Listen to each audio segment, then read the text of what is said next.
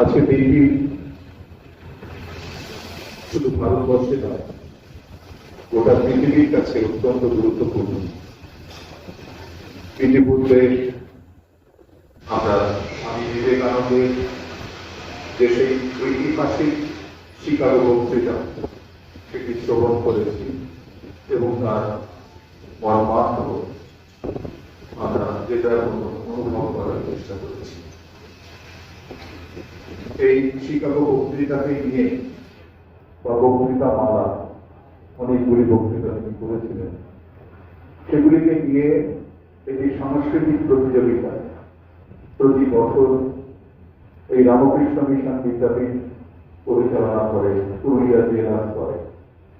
এখানে প্রাথমিক বিদ্যালয়ের ছাত্রছাত্রীরা যেমন অংশগ্রহণ করেন, মাধ্যমিক বিদ্যালয়ের ছাত্রছাত্রীরা, উচ্চ মাধ্যমিক বিদ্যালয়ের ছাত্রছাত্রীরা, মহাবিদ্যালয় এমনকি বিশ্ববিদ্যালয়ের ছাত্রছাত্রীরাও অংশগ্রহণ করে বিভিন্ন বিভাগে। আজকে সেই প্রতিযোগিতার পুরস্কার বিতরণী সভা, সেই পুরস্কার বিতরণী সভায় আজ আমরা সমবেত হয়েছি রামকৃষ্ণ মিশন বিদ্যাপীঠ পুরুলিয়ার সভাগুলিতে। বিক্ষিপ্ত মৃত্যুবান রোমারোলা বিবেকানন্দের শিকাগো বক্তৃতা সম্পর্কে মন্তব্য করতে গিয়ে লিখেছেন, তার সেই ভাষণ ছিল যেন লেলিহান অগ্নিশিখা, নিষ্প্রাণ তত্ত্ব আলোচনার ধূসর প্রান্তরে তার সমবেত মানুষের আত্মায় আগুন ধরিয়ে দিল। বিবেকানন্দ প্রকৃত মানুষ হবার প্রার্থনা জানিয়ে প্রার্থনা করেছেন, মা আমায় মানুষ করো। তাই ব্যক্তি সত্তা এবং সামাজিক সত্তার এক আশ্চর্য মেলবন্ধন স্বামী বিবেকানন্দের বাণীর মধ্যে আমরা পাচ্ছি।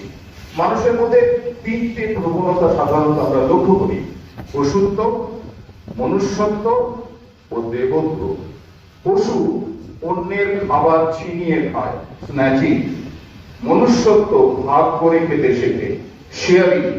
আর দেবত্ব অন্যকে দিয়ে যদি কিছু অবশিষ্ট থাকে সেটি গ্রহণ করে, সেটি খেয়ে বেঁচে থাকে অথবা উপসী থাকে। একে বলা হয় দেবত্ব।